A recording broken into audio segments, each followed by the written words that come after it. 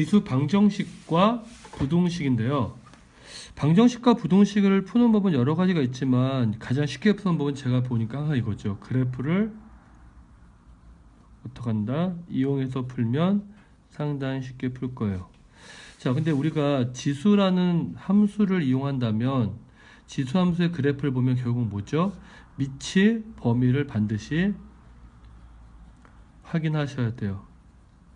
왜냐하면 밑이 1보다 클 땐 증가함수지만 밑이 0과 1 사이면은 감소함수이기 때문에. 자, 일단 방정식부터 볼까요? 지수 방정식은 보니까 밑을 같게 하거나 또는 지수를 같게 하는 경우가 있겠죠. 그래서 밑이 같으면 지수가 같겠네요. 됐나요? 지수가 같으면 뭐 같을까요? 밑이 같겠죠. 근데 중요한 게 있네요. 지금 보면 fx가 0이면 자 밑이 같아도 되지만 이건 별표시 할까요? fx가 0이면 자 이렇게 할까요? 밑이 어떻게 돼도 달라도 방정식은 성립하겠죠. 왜? a의 영승도 b의 영승도 1이죠. 꼭 a랑 b랑 같을 필요는 없겠네요. 그 다음에 아까 마찬가지로 우리가 배웠던 것처럼 a, x꼴이 반복되면 이렇게 치환하는데 중요한 건 뭐죠? 반드시 범위 정해 주시고요. t에 관한 방정식을 푸는데 중요한 건 요거네요. 결국 뭐죠? t를 뭘로? x로 바꾼다. 언제? 맨 마지막에. 자, 지수 부동식인데요. 사실 방정식과 부동식이 있으면 부동식이 좀 더 신경을 쓰셔야 될 텐데 밑이 같게 하는 경우가 있죠. 지수 같은 경우는 없네요. 밑이 같아요. 밑이 같으면 자 중요한 건 밑이 같게 한 다음에 여기다 이렇게 할까요? 밑에 뭘 확인해야 된다? 범위를 확인하셔야 돼요. 왜냐하면 함수로 치면 밑이 1보다 크면 무슨 함수? 증가함수죠. 그러면 아까 제가 얘기했죠. 증가함수는 뭐냐 그랬더니 자 증가함수는 x가 커지는 게 아니에요. 지수가 클 때 그때 모두 크다. 그때 y 값도 커지는 거죠. 자 밑이 0과 1 사이면 무슨 함수? 감소함수죠. 그럼 감소함수는 무슨 의미죠? 지수가 커지는 거예요. x가 커지는 게 아니에요. 커지는데 그때 뭐 y 값은 감소하는 거죠. 그게 증가 감소의 성질이 있기 때문에 자 똑같이 밑이라도 a가 1보다 크다면 지수가 큰 쪽이 크겠죠. 근데 밑이 0과 1 사이라면 똑같이 밑이 a라도 결국 뭐죠? 지수가 작은 쪽이 더 크겠죠. 자 치환하게 되면 하고 다음에 부동식을 푼다 돼 있죠. 그 다음에 마지막에 이것만 정리할게요. 자 t로 치환했지만 결국 뭐죠? 최종은 뭐의 범위? x의 범위를 구하는 거예요. 우리가 가끔 실수하는 것 중에 하나가 뭐냐면 다 구해놓은 다음에 치환한 문자의 범위를 끝낼 때가 있는데 절대 그렇게 끝내면 안 되고 반드시 처음에 있었던 문자인 x의 범위로 구하셔야 됩니다. 자 그러면 지수 방정식과 부동식 볼까요? 자 지수 방정식과 부동식 제가 뭘 이용하라고요? 그래프를 이용한다. 제가 얘기를 아마 100번 정도 할 거예요 앞으로. 특히 어떤 함수의 방정식 풀 때는 얘기를 계속 합니다. 자 방정식 푸는데 결국 그래프를 그리고 만나는 뭐죠? 교점이 있죠. 그러면 방정식의 근은 뭐죠? 자 방정식의 근은 결국 뭐죠? 그래프의 교점에 끝났나요?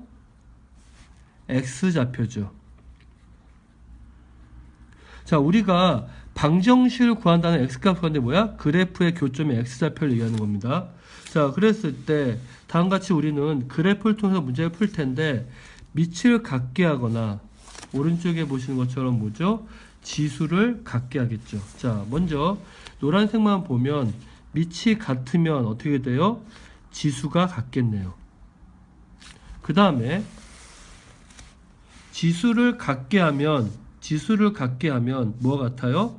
밑이 같은데 중요한 건 여기에 있다 그랬죠. 이거 자 가렸죠? 좀 올릴게요. 요거 뭐라고요?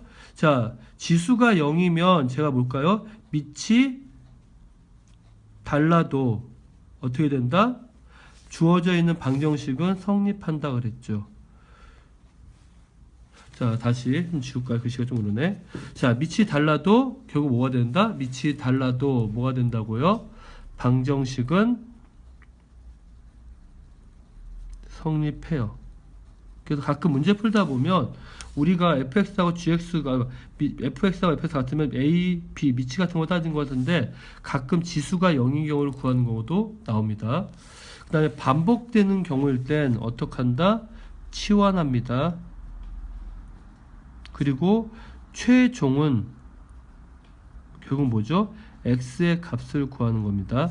됐어요? 자, 치환을 하면 반드시 뭘 확인해야 돼? ax를 t로 치환했다고 치면 반드시 t가 0보다 크다는 범위에 속한다는 걸 확인하셔야 돼요. 그래서 아래쪽에 방정식을 풀다 보면 다음같이 2차 방정식을 풀었어요. t에 관한. 그랬더니 음수도 나오고 양수 나오죠. 그럼 음수는 안 되는 겁니다. 그럼 결국 우리는 3의 x가 0보다 크기 때문에 결국 뭐가 돼요? 마지막에 3의 x가 뭐인 경우만 3인 경우가 나오죠. 근데 그때 3으로 끝나는 게 아니라 우리가 관련 x값을 구하는 거죠. 그래서 답은 x는 1이다 라고 해서 하나만 나오는 겁니다. 그래서 반드시 치환하면 반드시 뭐라고요? 범위 확인하고 마지막에 뭘로? x의 값을 구하는 겁니다. 그래서 지수 방정식의 풀이는 다음처럼 설명이 되어 있고요. 자, 지수 부등식인데요. 자, 지수 부등식일 때는 이거만 할까요? 반드시 뭐의 범위를? 밑의 범위를 어떻게 해야 된다? 확인해야 된다. 요걸 기억해 두시기 바랍니다. 자, 그래서 보시는 것처럼 똑같은 함수라도 밑에 따라서 증가가 될 수 있고 감소가 될 수 있겠죠. 그러면 우린 이렇게 할까요? 여기 별 표시 하나 하세요. 밑 7보다 크면 지수의 부등호 방향이 그대로예요. 왜? 지수가 크면 결국 함수 y값도 커지니까. 근데 밑이 0과 1 사이면 지수의 부등호 방향은 반대가 되죠. 왜? 지수가 커지면 y값은 작아지니까. 다른 말로 하면 이거는 증가함수고 요거는 감소함수란 얘기죠. 자, 그래서 밑이 같을 경우라고 되어 있는데 이때 뭘 확인해라? 자, 밑이 같을 경우라고 되어 있는데 이때 뭘 확인해라? 반드시 밑의 범위를 확인하셔야 돼요. 됐나요? 자, 그래서 밑이 1보다 크면 fx, gx였고 오른쪽 이 크지만 이번에는 부등호 방향 그대로 가니까 gx가 더 크죠. 근데 밑이 0과 1 사이면 분명히 오른쪽 이 크지만 지수는 왼쪽이 더 커지겠죠. 자, 그래서 우리가 다시 한번 하지만 증가함수는 x가 커지는 게 아니라 뭐가?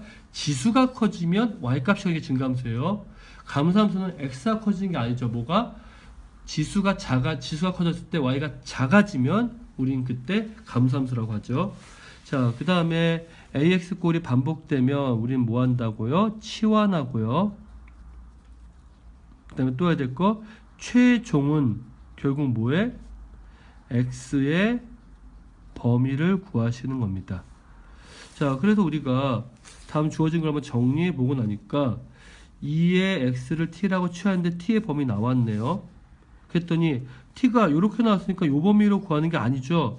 이미 우린 t가 0보다 크다는 거 알았지. 그러면 제가 수직선상에 표시해 주면 여기에 t가 있으면 자 마이너스 4가 있고 여기 2가 있고 여기쯤에 0이 있어요. 자, 우리가 처음 구했던 처음 구했던 부등식에서는 마이너스 4 칠하고 2 칠하고 요 범위였어. 근데 우리가 전제는 뭐죠? t는 무조건 0보다 크다는 전제에서 시작한 거니까 결국 공통범위 요걸 나와야겠죠. 그래서 t는 0과 2 사이인데 등호가 들어가네요. 끝났나요? 아니죠. 우리는 결국 뭐죠? t의 범위가 아니라 x의 범위니까 결국 0과 2 사이에 2의 x승인데 자, 0은 뭐가 되냐면 0은 2의 몇 승? 0은 무조건 미안합니다. 무조건 지수는 0보다 크니까 됐고요. 결국 우리 요 범위 알면 되겠죠. 다시요. 지수는 항상 0보다 크니까 항상 성립해요. 그러니까 결국은 2의 x는 결국 뭐보다 2의 1승보다 작으니까 밑이 1보다 크니까 원래 있던 부두 방향 그대로 가겠죠. 그래서 뭐가 돼? x는 1보다 작다라고 얘기할 수가 있겠죠. 자, 그래서 우리 다음같이 지수 부등식의 풀이까지 얘기했어요. 자, 그런데 문제에서 보니까 밑이 미지수를 포함하는 경우가 있죠. 밑이, 지금 우리가 지금까지 밑이 어떻게 돼 있어요? 1보다 큰지 아니면 0과 1 사이인지 알았단 말이야. 근데 그게 정의되어 있지 않다면 이렇게 얘기할까요? 밑이 미지수라면 어떻게 한다? 밑을 어떻게 해야 돼요? 경우 나누기 하셔야 돼요. 자, 그럼 다른 말로 하면 밑을 어떻게? 밑이 1보다 크거나 밑이 0과 1 사이라고 이렇게 해주셔야 됩니다. 알겠습니까? 그리고 나서 문제를 풀어야 돼요. 됐어요? 그래서 밑이 미수를 포함한 경우일 때는 밑이 요거일 때와 그 다음에 요거일 때로 나누어 푼다라고 돼 있죠. 됐습니까? 방정식의 경우는 왜? 왜냐면 밑이 1은 될 수가 없고 밑이 2 될 때도 있을 수가 있으니까. 근데 주어진 건 부등식일 때는 틀려요. 자, 부등식일 때는 자, 방정식이 되어 있는데 부등식일 때는 어떡하죠? 보시는 것처럼 밑이 어떻게 1보다 크거나 0과 1 사이거나 또 보니까 밑이 1인 경우도 있네요. 근데 밑이 1인 경우는 왜 나올 수 있냐면 밑이 1이면 우리가 성립할 수가 없겠죠. 왜? fx가 뭐든 상관없기 때문에. 그래서 범위를 일단 나눠서 푼다. 이 정도만 기억해 두시고요. 자, 이거는 문제를 통해서 화학하는 게 훨씬 더 중요할 것 같아서 간단하게 설명을 해드리면, 자, x가 밑인데 어떡한다?